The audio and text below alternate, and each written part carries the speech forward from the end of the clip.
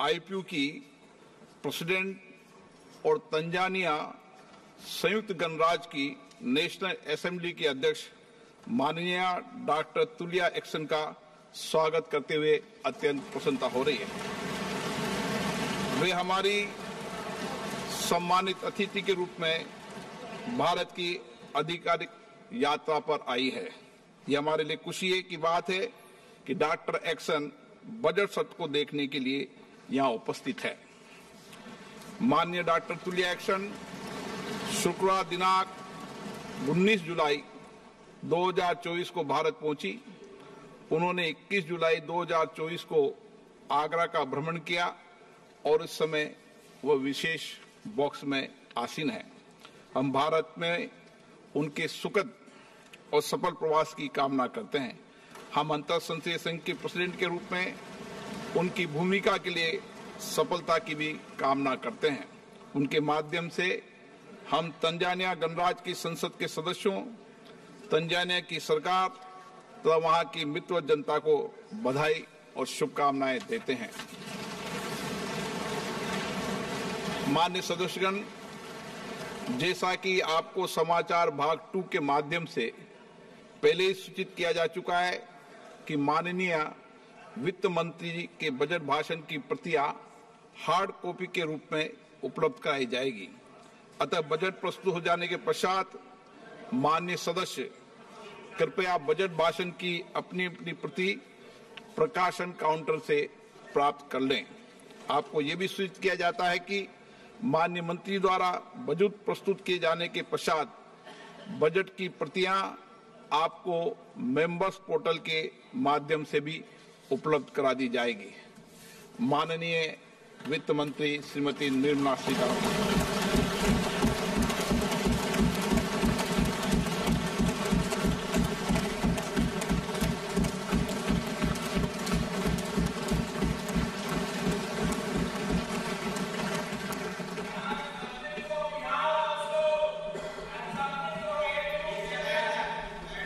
Honorable Speaker, I present the budget for 24-25.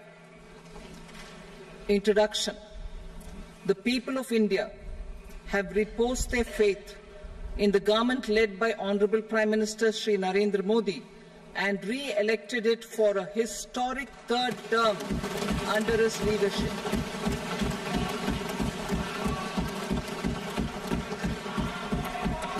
We are grateful for their support, faith, and trust in our policies. We are determined to ensure that all Indians, regardless of religion, caste, gender, and age, make substantial progress in realizing their life goals and aspirations. Global context. The global economy, while performing better than expected, is still in the grip of policy uncertainties. Elevated asset prices, political uncertainties, and shipping disruptions continue to pose significant downside risks for growth and upside risks to inflation. In this context, India's economic growth continues to be the shining exception and will remain so in the years ahead.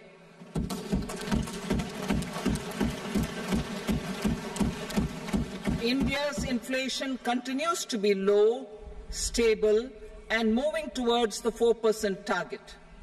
Core inflation, that is non-food and non-fuel, currently is 3.1%. Steps are being taken to ensure supplies of perishable goods reach markets adequately. Interim budget.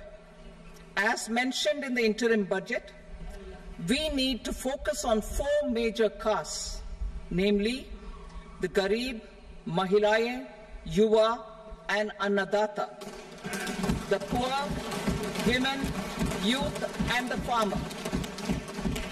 For Annadata, we announced higher minimum support prices a month ago for all major crops, delivering on the promise of at least a 50% margin over costs.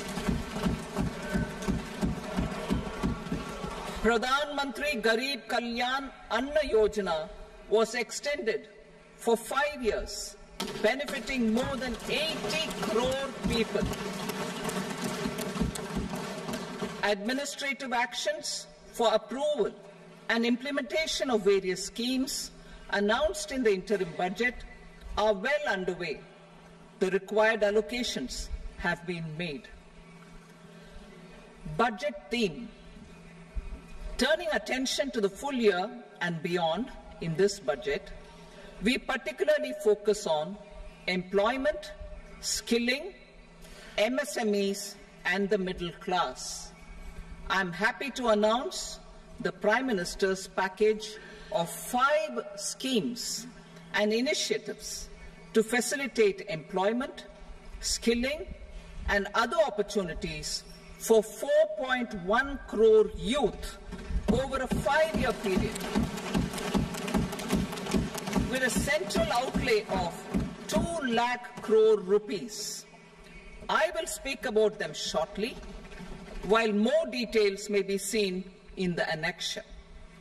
This year, I've made a provision of 1.48 lakh rupees, 1.48 lakh crore rupees for education, employment, and skilling. Budget priorities. The people have given a unique opportunity to our government to take the country on the path of strong development and an all-round prosperity. In the interim budget, we promised to present a detailed roadmap for our pursuit of Viksit Bharat. In line with the strategy set out in the interim budget, this budget envisages sustained efforts on the following 9 priorities for generating ample opportunities for all. Number 1, productivity and resilience in agriculture. Number 2, employment and skilling. Number 3, inclusive human resource development and social justice. 4, manufacturing and services. 5, urban development. 6, energy security. 7, infrastructure. 8, innovation, research and development. And 9, next generation reforms. Subsequent budgets will build on these and add more priorities and actions. A more detailed formulation will be carried out as part of the economic policy framework, about which I will speak later in this speech. This budget details some of the specific actions to be initiated in the current year towards fulfillment of these priorities, with potential for transformative changes. The budget also covers some of the previously made announcements, with intent to strengthen them and step up their implementation for expediting our journey towards the goal of Viksit Bharat. Priority 1, productivity and resilience in agriculture. Transforming agricultural research. Our government will undertake a comprehensive review of the agricultural research setup to bring the focus on raising productivity and developing climate-resilient varieties. Funding will be provided in challenge mode, including to the private sector. Domain experts, both from the government and outside, will oversee the conduct of such research. Release of new varieties. New 109 high-yielding and climate-resilient varieties of 32 field and horticultural crops will be released for cultivation by farmers. Natural farming. In the next 2 years, 1 crore farmers across the country will be initiated into natural farming, supported by certification and branding. Implementation will be through scientific institutions and willing gram panchayats. 10,000 need-based bio-input resource centers will be established. Missions for pulses and oilseeds. For achieving self-sufficiency in pulses and oilseeds, we will strengthen their production, storage, and marketing. As announced in the interim budget, a strategy is being put in place to achieve Atmanirbharta for oilseeds such as mustard, groundnut, sesame, soybean, and sunflower. Vegetable production and supply chains. Large-scale clusters for vegetable production will be developed closer to major consumption centers. We will promote farmer-producer organizations, cooperatives, and startups for vegetable supply chains, including for collection and storage and marketing. Digital public infrastructure for agriculture. Buoyed by the success of the pilot project, our government, in partnership with the states, will facilitate the implementation of the digital public infrastructure in agriculture for coverage of farmers and their lands in 3 years. During this year, digital crop survey for Kharif using the DPI will be taken up in 400 districts. The details of 6 crore farmers and their lands will be brought into the farmer and land registries. Further, the issuance of Jan Samarth-based Kisan credit cards will be enabled in 5 states. Shrimp production and export. Financial support for setting up a network of nucleus breeding centers for shrimp brood stocks will be provided. Financing for shrimp farming, processing, and export will be facilitated through NABARD. National Cooperation Policy. Our government will bring out a national cooperation policy for systematic, orderly, and all-round development of the cooperative sector, fast-tracking growth of rural economy and generation of employment opportunities on a large scale will be the policy goal. This year, I have made a provision of 1.52 lakh crore rupees for agriculture and allied sectors.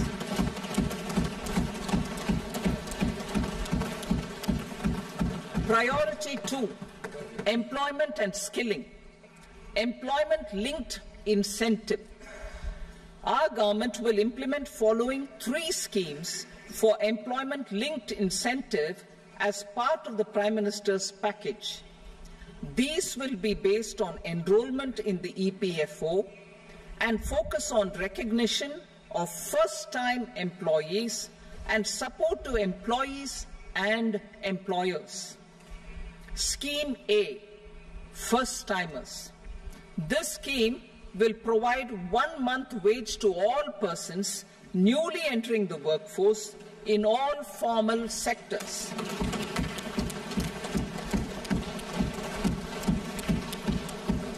Direct benefit transfer of 1 month's salary in 3 installments to first-time employees as registered in the EPFO will be up to 15,000 rupees.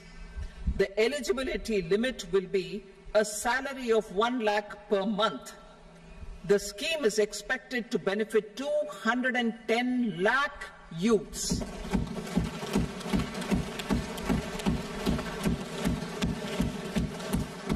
Scheme B, job creation in manufacturing. This scheme will incentivize additional employment in the manufacturing sector linked to the employment of first-time employees. An incentive will be provided at specified scale directly both to the employee and the employer with respect to the EPFO contribution in the first 4 years of employment. The scheme is expected to benefit 30 lakh youth entering employment and their employers.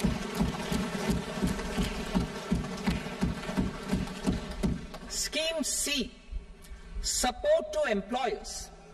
This employer-focused scheme will cover additional employment in all sectors. All additional employment within a salary of 1 lakh rupee per month will be counted. The government will reimburse to employers up to 3,000 rupees per month for 2 years towards their EPFO contribution for each additional employee. The scheme is expected to incentivize additional employment of 50 lakh persons.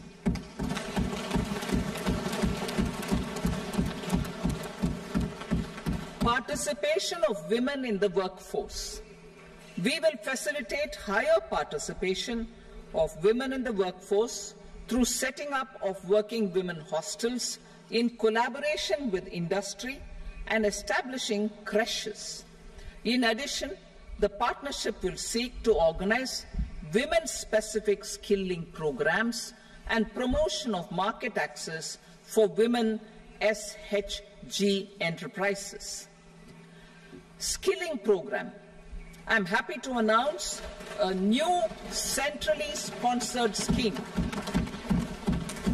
as the 4th scheme under the Prime Minister's package for skilling in collaboration with state governments and industry.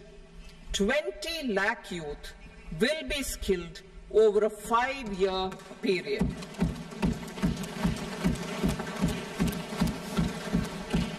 "1,000 industrial training institutes will be upgraded in hub and spoke arrangements with outcome orientation. Course content and design will be aligned to the skill needs of industry, and new courses will be introduced for emerging needs." Skilling loans. The model skill loan scheme will be revised to facilitate loans up to 7.5 lakh rupees with a guarantee from a government-promoted fund. This measure is expected to help 25,000 students every year.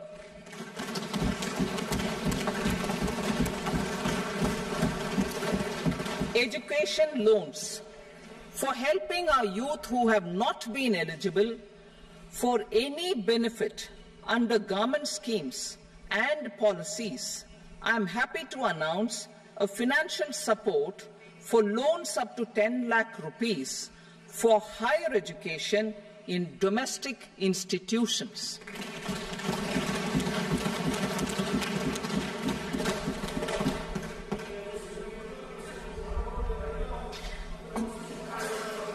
E-vouchers for this purpose.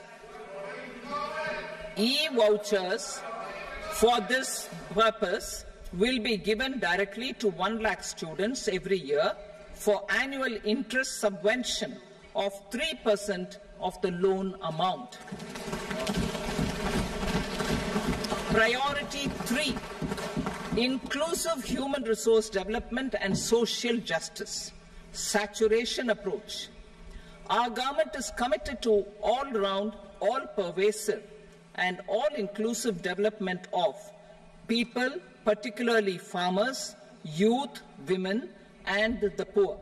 For achieving social justice comprehensively, the saturation approach of covering all eligible people through various programs, including those for education and health, will be adopted to empower them by improving their capabilities.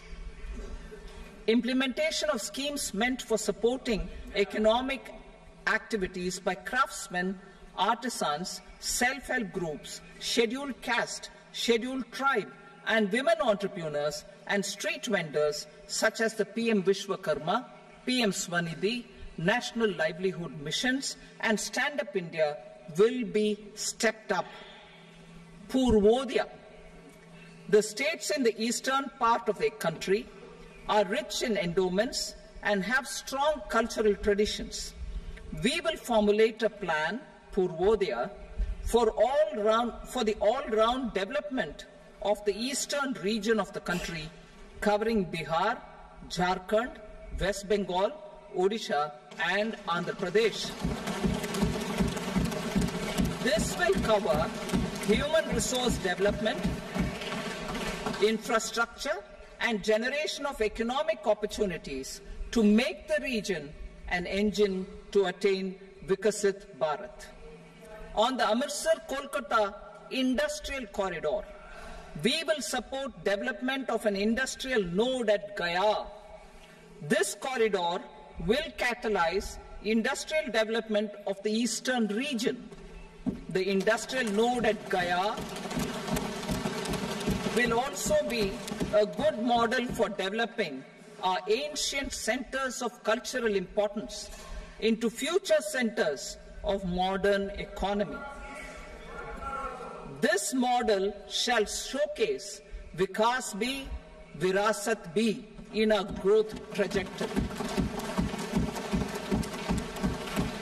We will also support development of road connectivity projects, namely 1. Patna-Purnia Expressway, 2. Buxar-Bhagalpur Expressway, 3. Bodh Gaya, Rajgir, Vaishali and Darbhanga spurs, and 4. Additional 2-lane bridge over River Ganga at Buxar at a total cost of 26,000 crore rupees.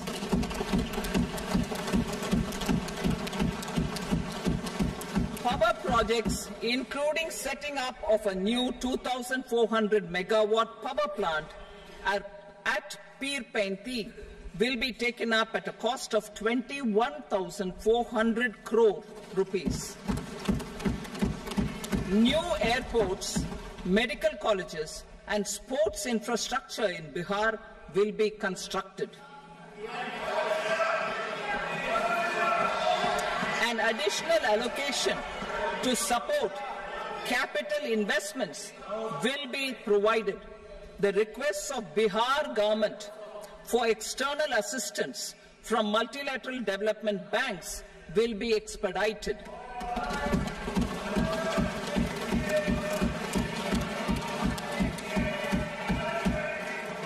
Andhra Pradesh Reorganization Act. Our government has made concerted efforts to fulfill the commitments in Andhra Pradesh Reorganization Act. Recognizing the state's need for the capital, recognizing the state's need for a capital, we will facilitate special financial support through multilateral development agencies. In the current financial year, 15,000 crore rupees will be arranged with additional amounts in future years.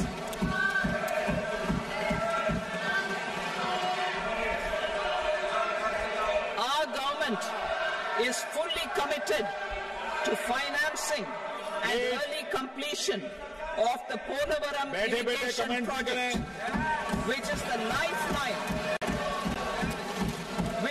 lifeline for Andhra Pradesh and its farmers. This will facilitate our country's food security as well. Under the Act, Andhra Pradesh Reorganization Act, for promoting industrial development, funds will be provided for essential infrastructure such as water, power, railways, and roads. In Kopparthi node on the Visakhapatnam-Chennai Industrial Corridor and Varavakal node on the Hyderabad-Bengaluru Industrial Corridor. An additional allocation will be provided this year towards capital investment for economic growth. Grants for backward regions of Rayalaseema, Prakasham, North Coastal Andhra, as stated in the Act, will be provided. PM Awas Yojana. 3 crore additional houses under the PM Awas Yojana in rural and urban areas in the country have been announced, for which the necessary allocations are being made. Women-led development.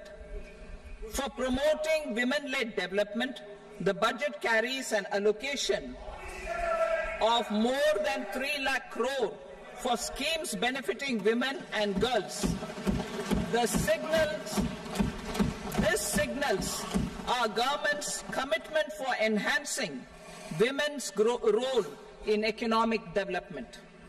Pradhan Mantri Janjatiya Unnat Gram Abhiyan, for improving the socio-economic condition of tribal communities, we will launch the Pradhan Mantri Janjatiya Unnat Gram Abhiyan by adopting saturation coverage for tribal families in tribal majority villages and aspirational districts.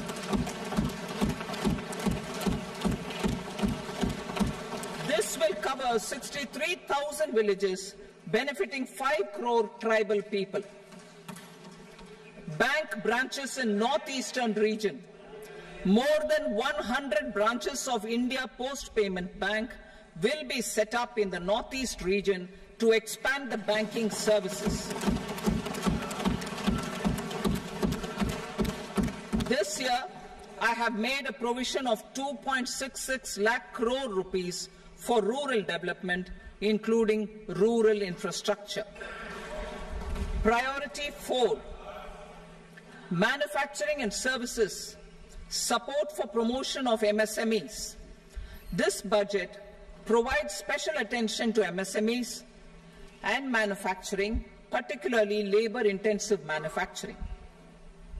We have formulated a package covering financing, regulatory changes, and technology support for MSMEs to help them grow and also compete globally, as mentioned in the interim budget. I am happy to announce the following specific measures. Credit guarantee scheme for MSMEs in the manufacturing sector. For facilitating term loans to MSMEs for purchase of machinery and equipment without collateral or third-party guarantee, a credit guarantee scheme will be introduced. The scheme will operate on pooling of credit risks of such MSMEs.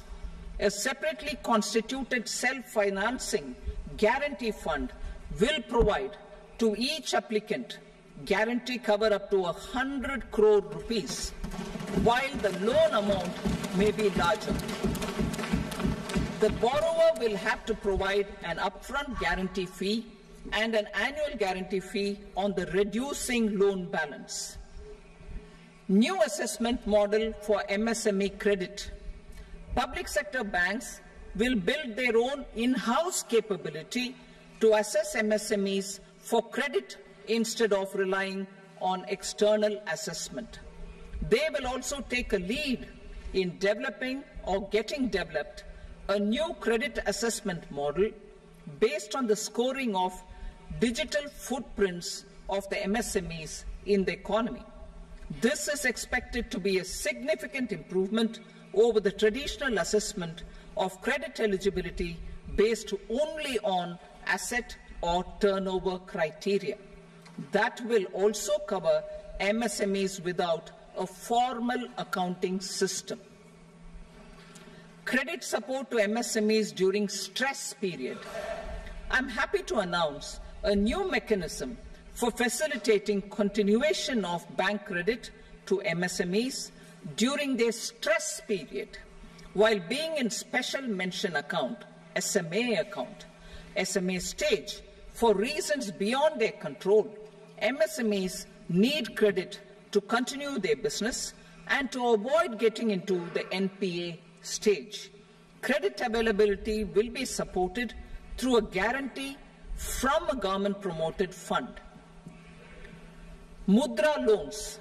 The limit of Mudra loans will be enhanced to 20 lakh from the current 10 lakh for those entrepreneurs who have availed and successfully repaid previous loans under the Tarun category. Enhanced scope for mandatory onboarding in TReDS.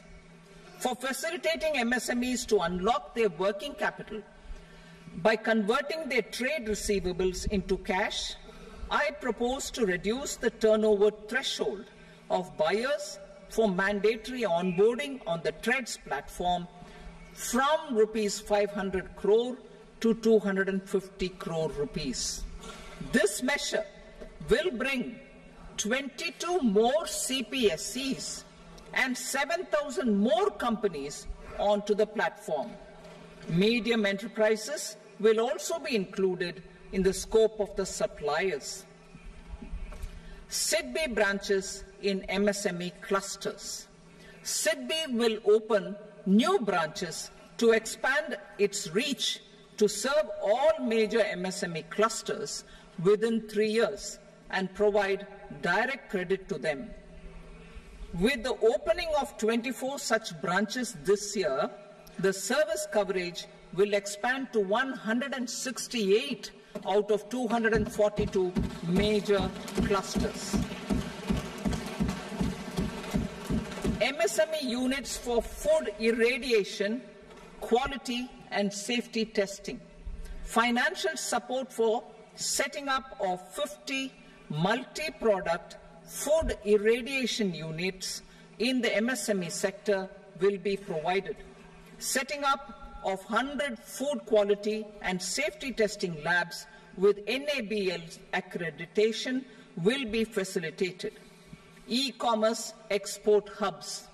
To enable MSMEs and traditional artisans to sell their products in international markets, e-commerce export hubs will be set up in public-private partnership mode. These hubs, under a seamless regulatory and logistic framework, will facilitate trade and export-related services under one roof. Measures for promotion of manufacturing and services. Internship in top companies.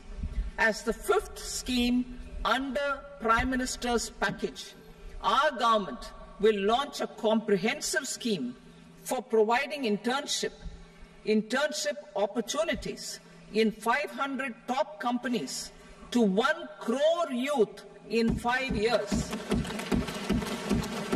They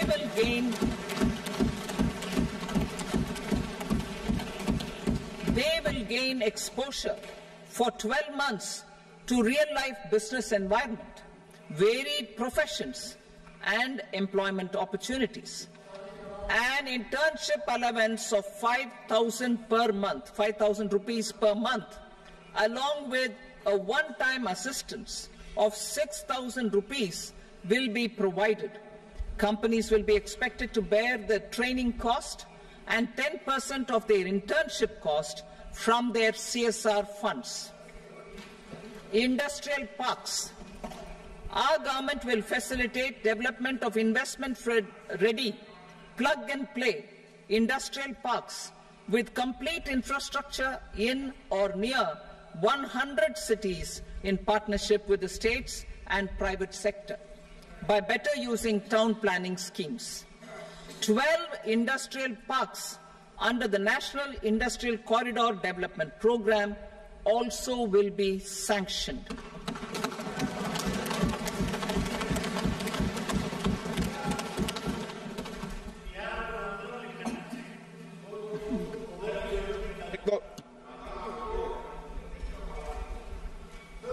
Veggie paper, no.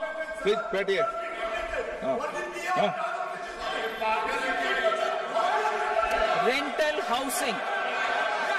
Rental housing with dormitory type accommodation for industrial workers will be, just 1 minute.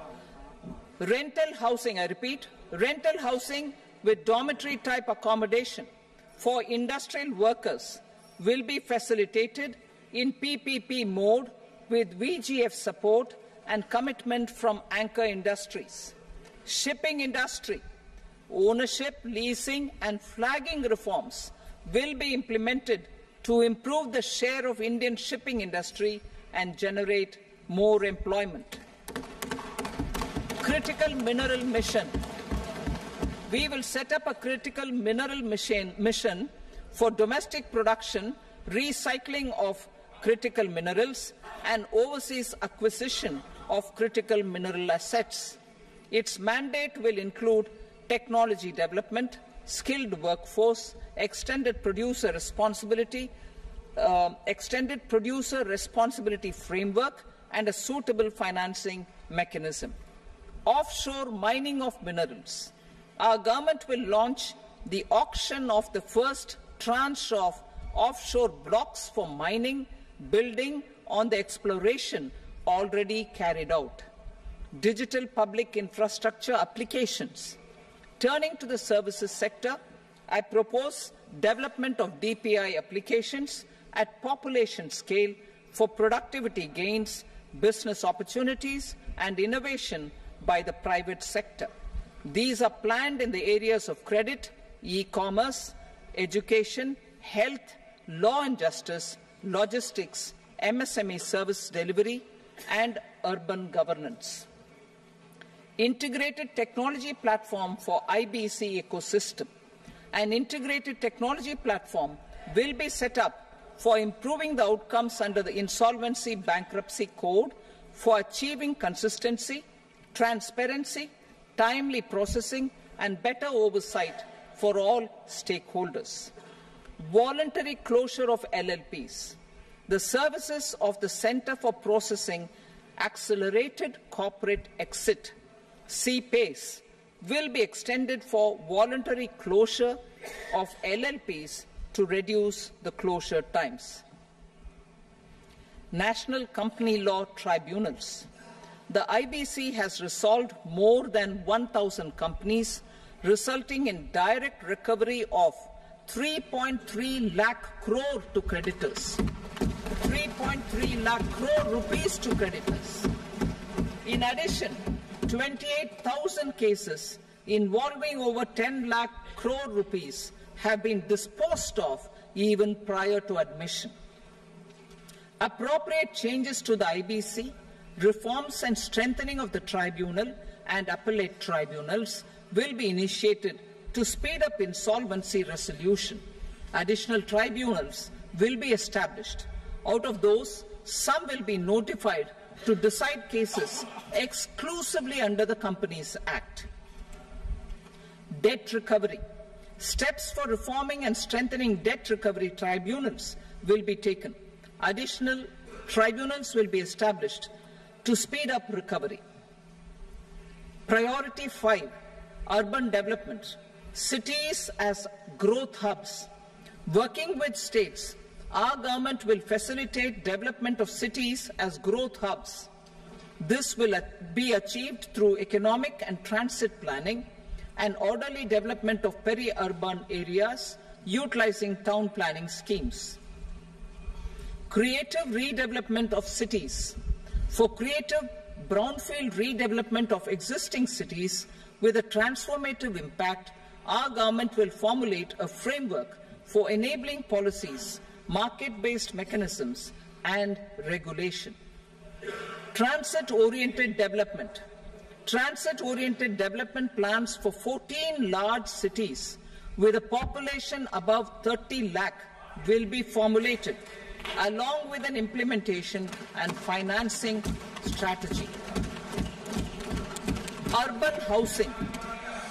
Under the PM Awas Yojana, Urban 2.0, housing needs of 1 crore urban poor and middle-class families will be addressed with an investment of 10 lakh crore rupees. This will include the central assistance of 2.2 lakh crore rupees in the next 5 years. A provision of interest subsidy to facilitate loans at affordable rates is also envisaged. In addition, enabling policies and regulations for efficient and transparent rental housing markets with enhanced availability will also be put in place. Water supply and sanitation.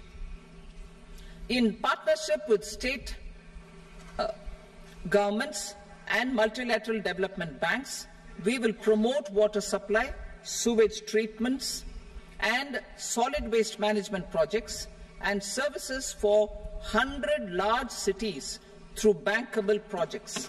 These projects will also envisage use of treated water for irrigation and filling up of tanks in nearby areas. Street markets. Building on the success of PM Swanidhi scheme in transforming the lives of street vendors, our government envisions a scheme to support each year, over the next 5 years, the development of 100 weekly hearts or street food hubs in select cities. Stamp duty. We will encourage states which continue to charge high stamp duty to moderate the rates for all and also consider further lowering duties for properties purchased by women. This reform will be made an essential component of urban development schemes. Priority 6, energy security, energy transition. In the interim budget, I had announced our strategy to sustain high and more resource-efficient economic growth, along with the energy security in terms of availability, accessibility, and affordability. We will bring out a policy document on appropriate energy transition pathways that balances the imperatives of employment, growth, and environmental sustainability.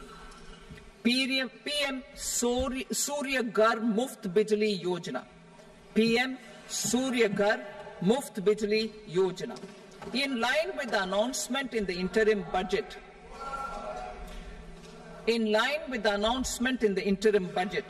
PM Surya Ghar Muft Bijli Yojana has been launched to install rooftop solar plants to enable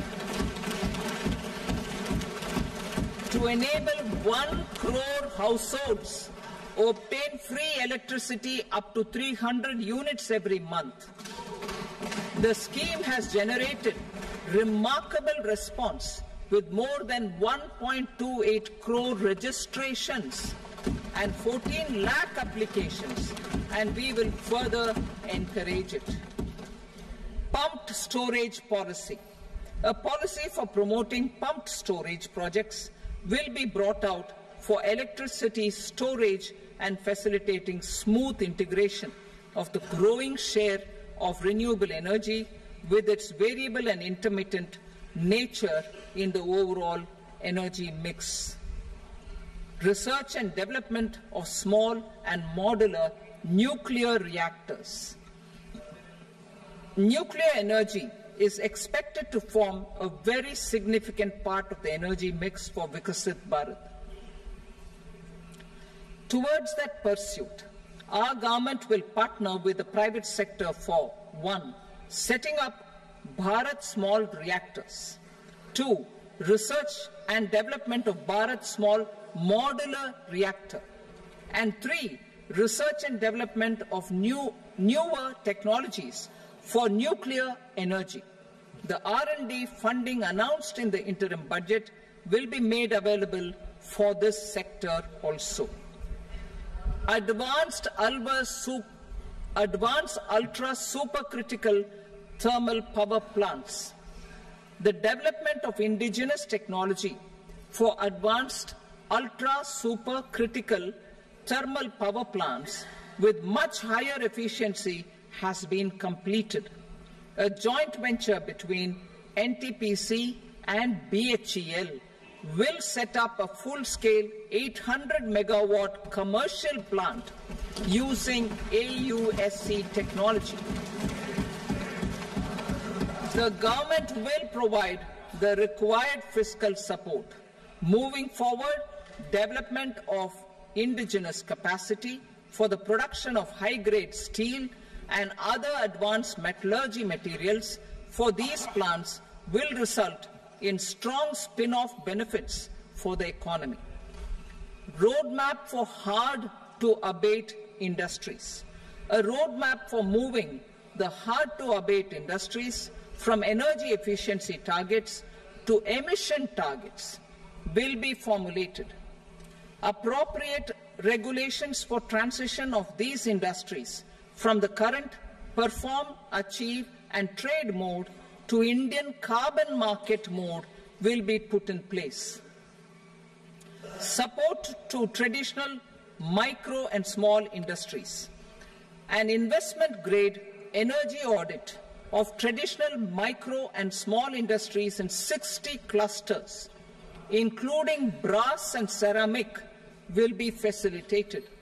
Financial support will be provided for shifting them to cleaner forms of energy and implementation of energy efficiency measures. The scheme will be replicated in another 100 clusters in the next phase. Priority 7, infrastructure investment by central government. Significant investment the central government has made over the years in building and improving infrastructure has had a strong multiplier effect on the economy. We will endeavour to maintain strong fiscal support for infrastructure over the next 5 years in conjunction with imperatives of other priorities and fiscal consolidation. This year, I have provided 11,11,111 crore rupees for capital expenditure. This would be 3.4% of our GDP. Infrastructure investment by state governments. We will encourage states to provide support of similar scale for infrastructure, subject to their development priorities. A provision of 1.5 lakh crore rupees for long-term interest-free loans have been made this year also to support the states in their resource allocation. Private investment in infrastructure. Investment in infrastructure by private sector will be promoted through viability gap funding and enabling policies and regulations. A market-based financing framework will be brought out. Pradhan Mantri Gram Sadak Yojana, Phase 4 of the PMGSY will be launched to provide all-weather connectivity to 25,000 rural habitations, which have become eligible in view of their population increase. Irrigation and flood mitigation. Bihar has frequently suffered from floods, many of them originating outside the country. Plans to build flood control structures in Nepal are yet to progress. Our government, through the Accelerated Irrigation Benefit Program and other sources, will provide financial support for projects with estimated cost of 11,500 crore rupees, such as the Kosi-Michi intra-state link and 20 other ongoing and new schemes, including barrages, river pollution abatement and irrigation projects. In addition, survey and investigation of Kosi-related flood mitigation and irrigation projects will be undertaken. Assam grapples with floods every year by the Brahmaputra River and its tributaries originating outside India.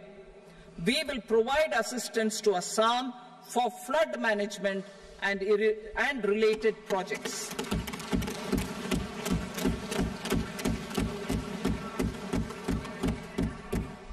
Himachal Pradesh suffered extensive losses due to floods last year. Our government will provide assistance to the state for reconstruction and rehabilitation through multilateral development assistance.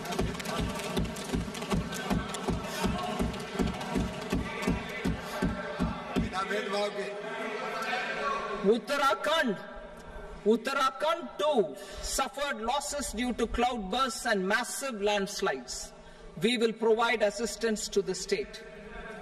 Recently, Sikkim witnessed devastating flash floods and landslides that wreaked havoc across the state. Our government will provide assistance to the state. Tourism. Tourism has always been a part of our civilization.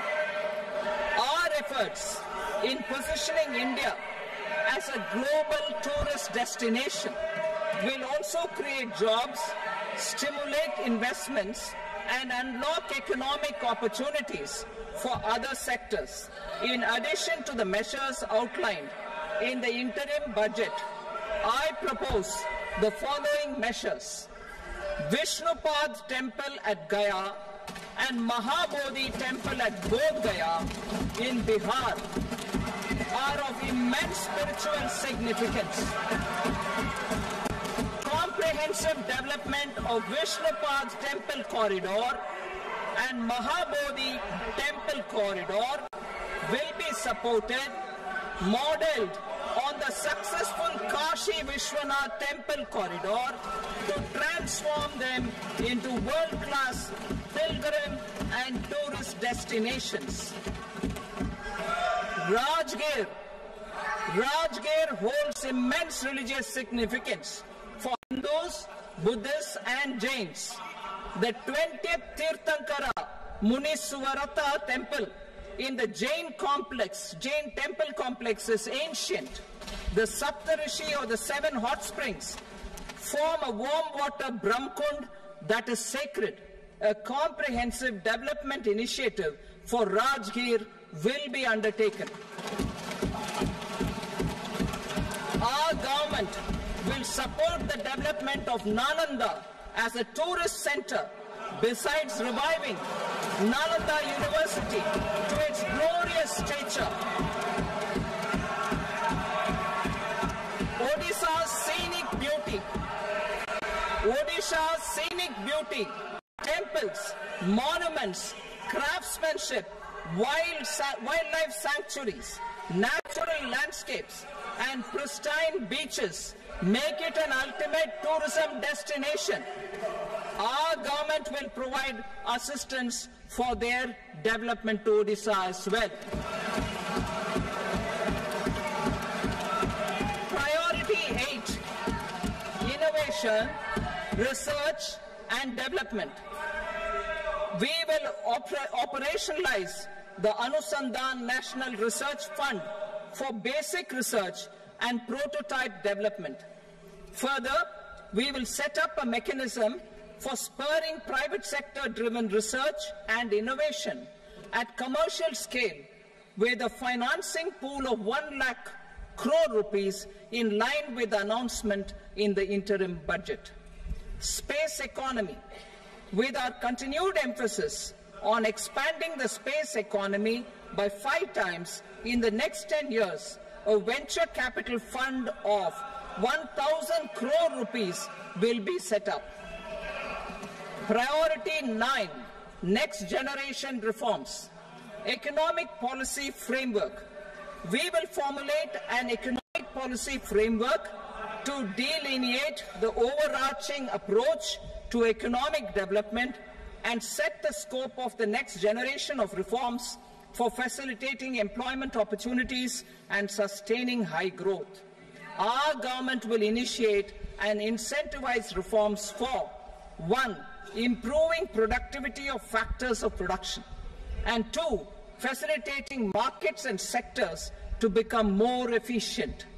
These reforms will cover all factors of production, namely land, labor, capital, and entrepreneurship, and technology as an enabler of improving total factor productivity and bridging inequality. Effective implementation of several of these reforms requires collaboration between the center and the states and building consensus as development of the country lies in development of the states. For promoting competitive federalism and incentivizing states for faster implementation of reforms, I propose to earmark a significant part of the 50-year interest-free loan. Working with the states, we will initiate the following reforms.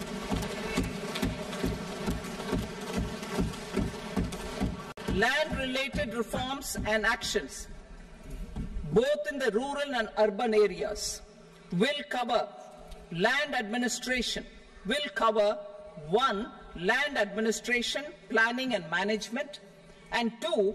Urban planning usage and building bylaws. These will be incentivized for completion within the next 3 years through appropriate fiscal support.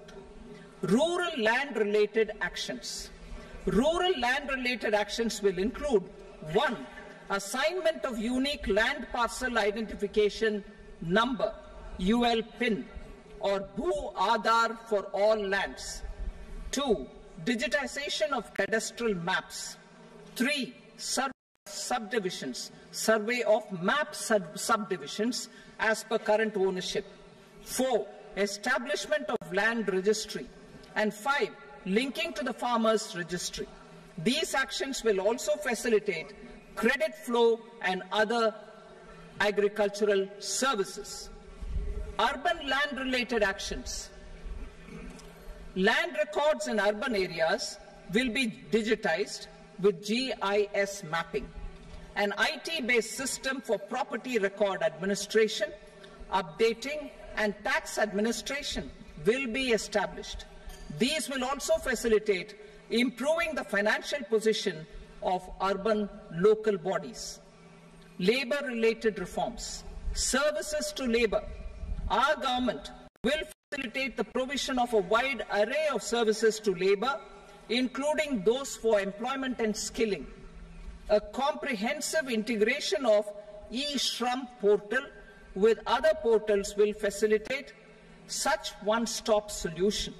Open architecture databases for the rapidly changing labor market, skill requirements, and available job roles, and a mechanism to connect job aspirants with potential employers and skill providers will be covered in these services. Shram Suvidha and Samadhan portal. Shram Suvidha and Samadhan portal will be revamped to enhance ease of compliance for industry and trade.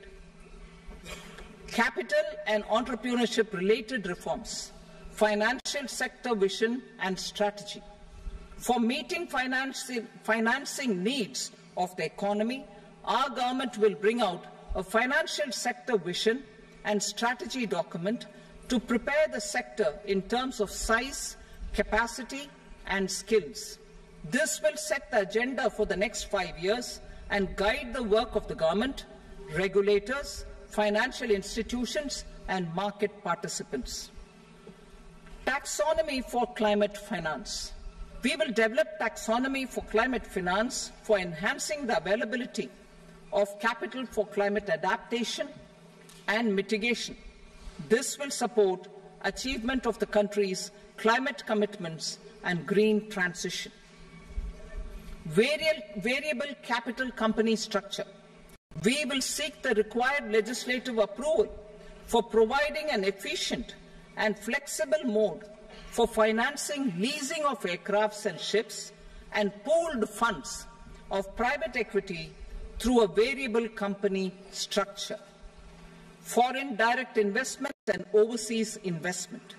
The rules and regulations for foreign direct investment and overseas investments will be simplified to 1. Facilitate foreign direct investments, 2. Nudge prioritization, and 3. Promote opportunities for using Indian rupee as a currency for overseas investment. NPS Vatsalya. NPS Vatsalya, a plan for contribution by parents and guardians for minors, will be started. On attaining the age of majority, the plan can be converted seamlessly into a normal NPS account. Use of technology. We have successfully used technology for improving productivity and bridging inequality in our economy during the past 10 years. Public investment in digital infrastructure and innovations by the private sector have helped in improving access of all citizens, particularly the common people, to market resources, education, health and services. We will step up adoption of technology towards digitalization of the economy. Ease of doing business. For enhancing ease of doing business, we are already working on the Jan Vishwas Bill 2.0. Further, states will be incentivized for implementation of the business reforms, action plans and digitalization. Data and statistics. For improving data governance, collection, processing and management of data and statistics, different sectoral databases, including those established under the Digital India Mission, will be utilized with active use of technology tools. New pension scheme. The committee to review the NPS has made considerable progress in its work. I am happy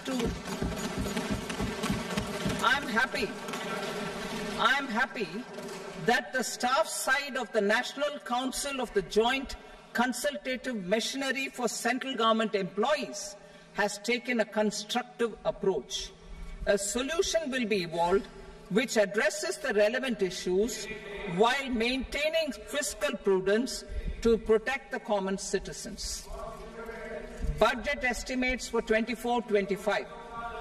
For the year 24-25, total receipts other than borrowings and the total expenditure are estimated at 32.07 lakh crore rupees and 48.21 lakh crore rupees respectively. The net tax receipts are estimated at 25.83 lakh crore rupees. The fiscal deficit is estimated at 4.9% of the GDP.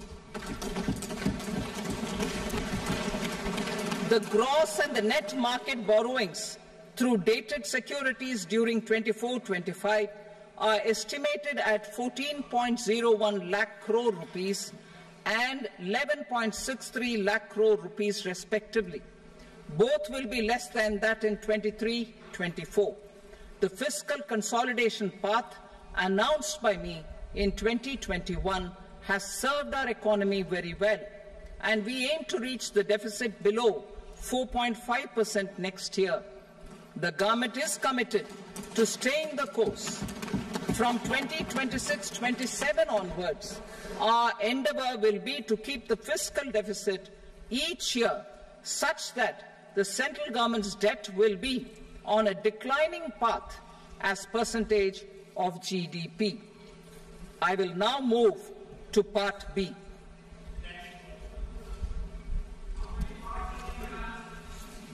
Indirect taxes. Sir, I start with GST.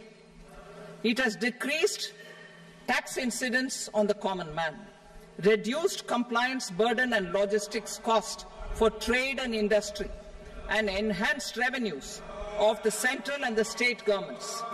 It is a success of vast proportions. To multiply the benefits of GST, we will strive to further simplify and rationalize the tax structure and endeavour to expand it to the remaining sectors. My proposals for customs duties intend to support domestic manufacturing, deepen local value addition, promote export competitiveness, and simplify taxation while keeping the interest of the general public and consumers surmount. In Budget 22-23, we reduced the number of customs duty rates. I propose to undertake a comprehensive review of the rate structure over the next 6 months to rationalize and simplify it for ease of trade, removal of duty inversion, and reduction of disputes. I shall now take up sector-specific customs duty proposals. Medicine and medical equipments. To provide relief to cancer patients, I propose to fully exempt 3 more medicines from customs duties.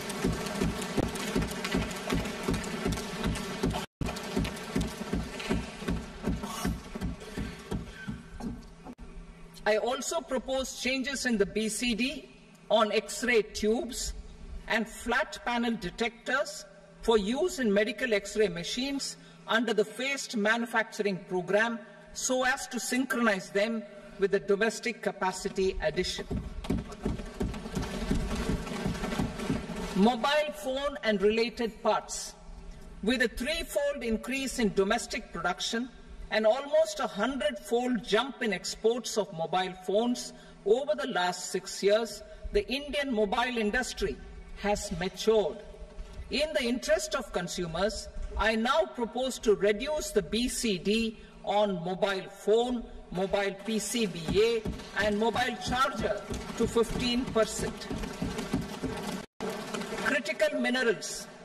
Minerals such as lithium, copper, cobalt, and rare earth elements are critical for sectors like nuclear energy, renewable energy, space, defense, telecommunications, and high-tech electronics. I propose to fully exempt customs duties on 25 critical minerals and reduce BCD on 2 of them.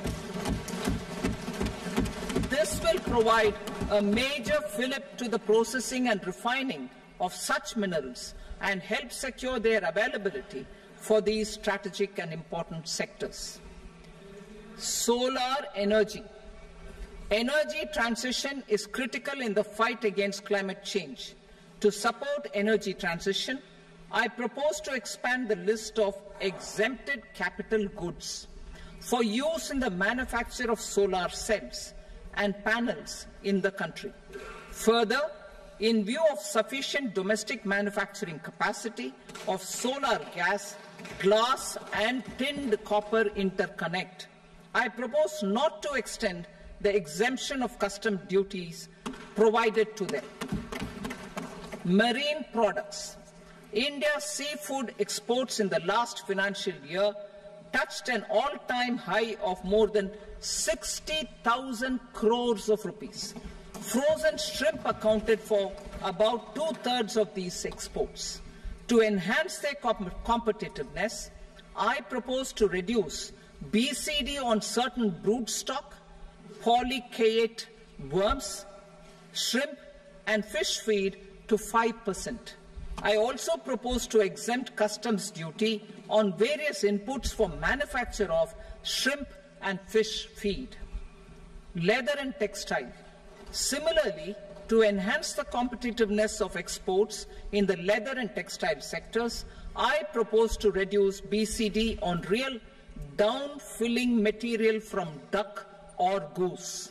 I am also making additions to the list of exempted goods for manufacture of leather and textile garments, footwear, and other leather articles for export.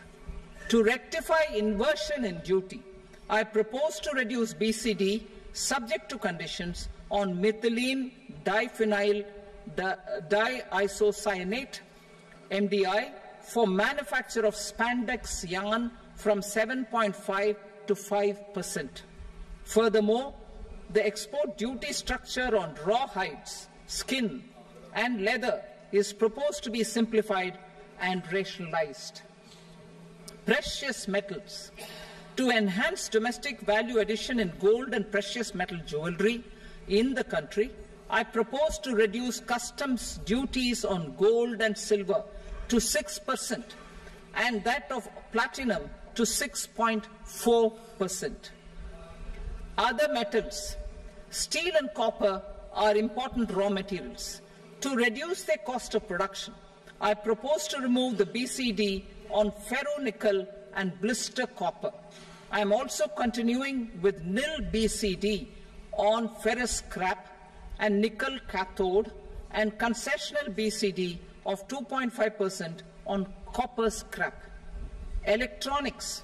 To increase value addition in the domestic electronics industry, I propose to remove the BCD subject to conditions on oxygen-free copper for manufacture of resistors. I also propose to exempt certain parts for manufacture of connectors. Chemicals and petrochemicals. To support existing and new capacities in the pipeline, I propose to increase the BCD on ammonium nitrate from 7.5% to 10%. Plastics. PVC flex banners are non-biodegradable and hazardous for environment and health. To curb their imports, I propose to raise the BCD on them from 10 to 25%. Telecommunication equipment. To incentivize domestic manufacturing, I propose to increase the BCD from 10 to 15% on PCBA of specified telecom equipment. Trade facilitation. To promote domestic aviation and boat and ship MRO, I propose to extend the period for export of goods imported for repairs from 6 months to 1 year. I'll read that again.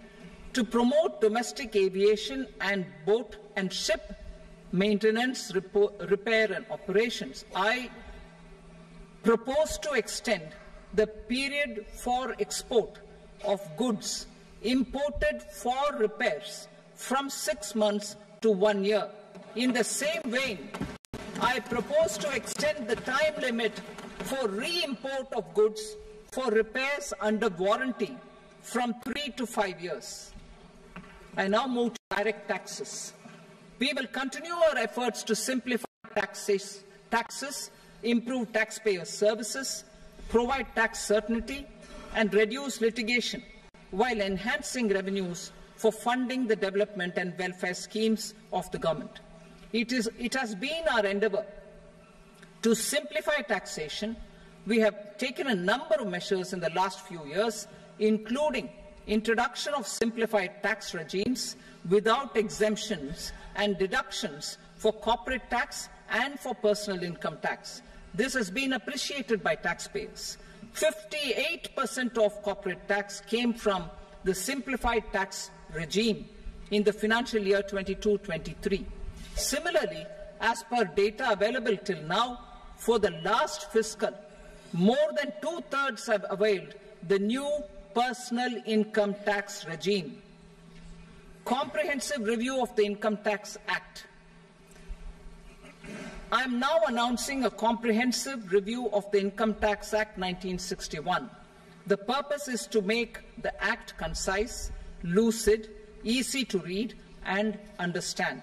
This will reduce disputes and litigation, thereby providing tax certainty to the taxpayers. I will also bring down the demand embroiled in litigation. It is proposed to be completed in 6 months. A beginning is being made in the Finance Bill by simplifying the tax regime for charities, tedious rate structures, provisions of reassessment and such provisions, and capital gains taxation. Simplification for charities and tedious. Two tax exemption regimes. The two tax exemption regimes for charities are proposed to be merged into one. The 5% TDS rate on many payments is being merged into the 2% TDS rate, and the 20% TDS rate on repurchase of units by mutual funds or UTI is being withdrawn. TDS rate on e-commerce operators is proposed to be reduced from 1 to 0.1%. Moreover, credit of TCS is proposed to be given in the TDS to be deducted on salary.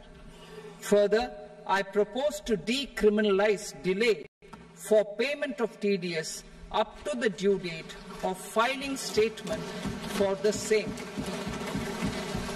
I also plan to provide a standard operating procedure for TDS defaults and simplify and rationalize the compounding guidelines for such defaults. simplification of reassessment. I propose to thoroughly simplify the provisions for reopening and reassessment.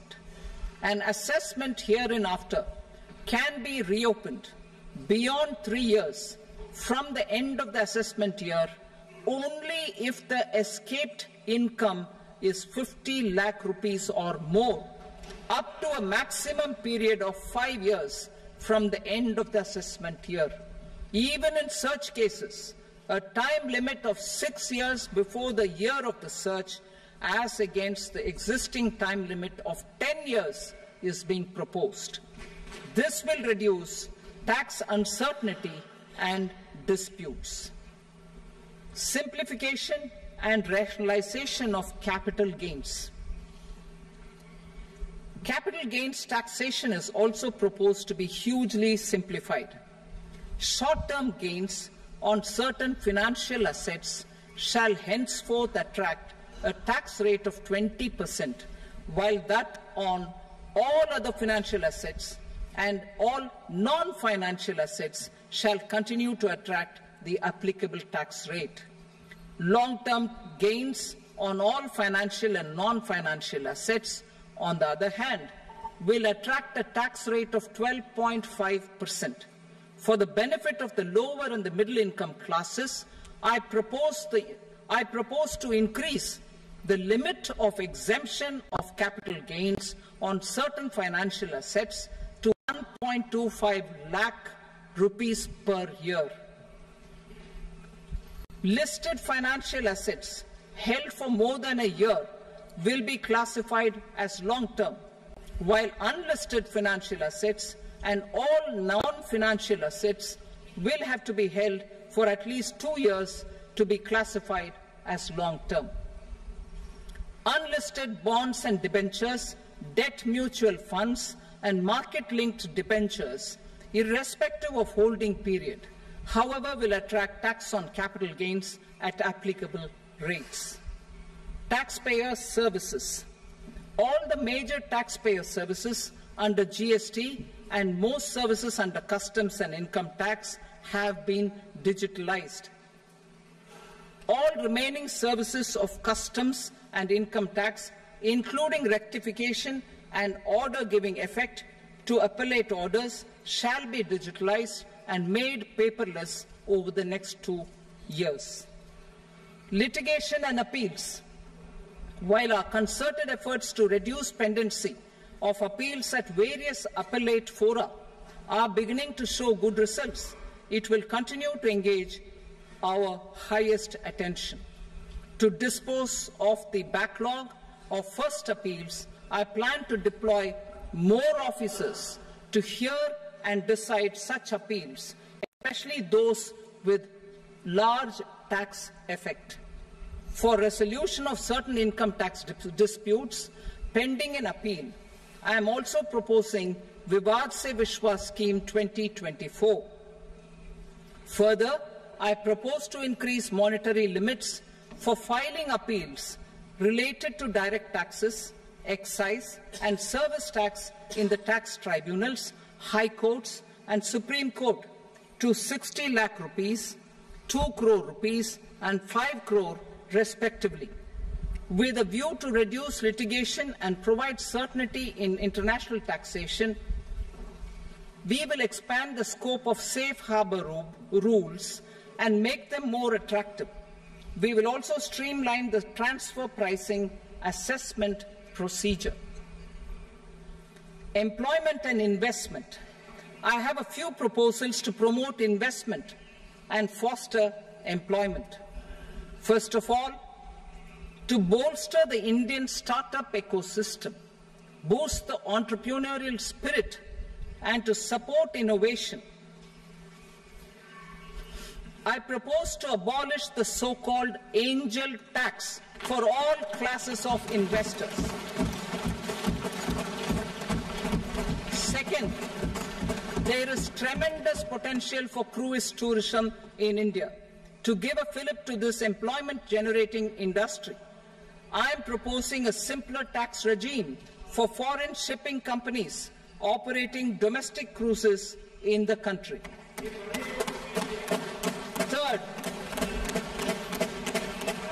India is a world leader in the diamond cutting and polishing industry, which employs a large number of skilled workers. To further promote the development of this sector, we would provide for safe harbor rates for foreign mining companies selling raw diamonds in the country. Fourth, to attract foreign capital for our development needs, I propose to reduce the corporate tax rate on foreign companies from 40 to 35%. Deepening the tax base. I have a couple of proposals for deepening the tax base. First, security transaction tax on futures and options of securities is proposed to be increased to 0.02% and 0.1% respectively. Second, for reasons of equity, I propose to tax income received on buyback of shares in the hands of recipients. Other proposals. To improve social security benefits, deduction of expenditure by employers towards NPS is proposed to be increased from 10 to 14% of the employee's salary. Similarly, deduction of this expenditure up to 14% of salary from the income of employees in private sector, public sector banks and undertakings opting for the new tax regime is proposed to be provided. Indian professionals working in multinationals get ESOPs and invest in social security schemes and other movable assets abroad.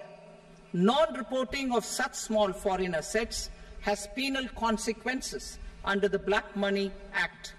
Such non-reporting of movable assets up to 20 lakh rupees is proposed to be depenalized.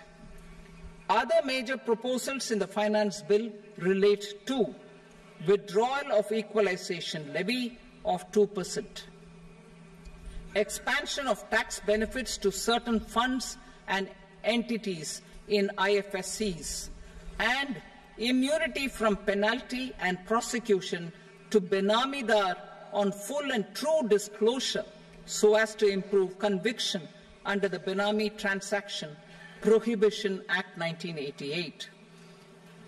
Personal income tax.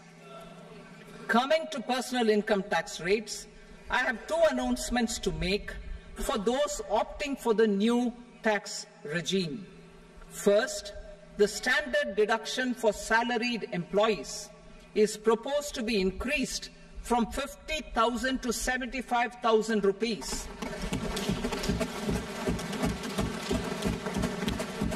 Similarly, deduction on family pension for pensioners is proposed to be enhanced from 15,000 to 25,000 rupees.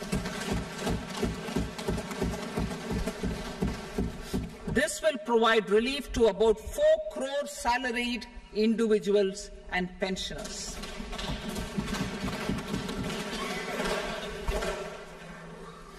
Second, in the new tax regime, the tax rate structure is proposed to be revised as follows. 0 to 3 lakh rupees, nil. 3 to 7 lakh rupees, 5%. 7 to 10 lakh rupees, 10%. 10 to 12 lakh rupees, 15%. 12 to 15 lakh rupees, 20%. And above 15 lakh rupees, 30%. As a result of these changes, a salaried employee in the new tax regime stands to save up to 17,500 rupees in income tax.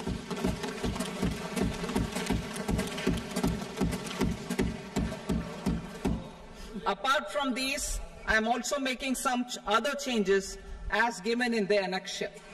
As a result of these proposals, revenue of about 37,000 crore, that is 29,000 crore in direct taxes and 8,000 crore in indirect taxes will be foregone, while revenue of about 30,000 crore rupees will be additionally mobilized. Thus, the total revenue foregone is about 7,000 crores annually. Mr. Speaker, sir, with this, I commend the budget to this august House. Jai Hind.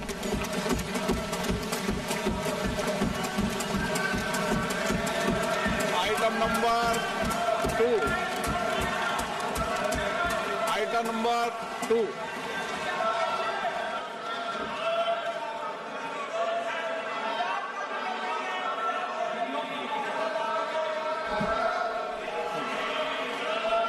Sir, with your permission, I rise to lay on the table the following statements under Section 3 of the Fiscal Responsibility and Budget Management, FRBM Act 2003, Medium-Term Fiscal Policy cum Fiscal Policy Strategy Statement and Macroeconomic Framework Statement.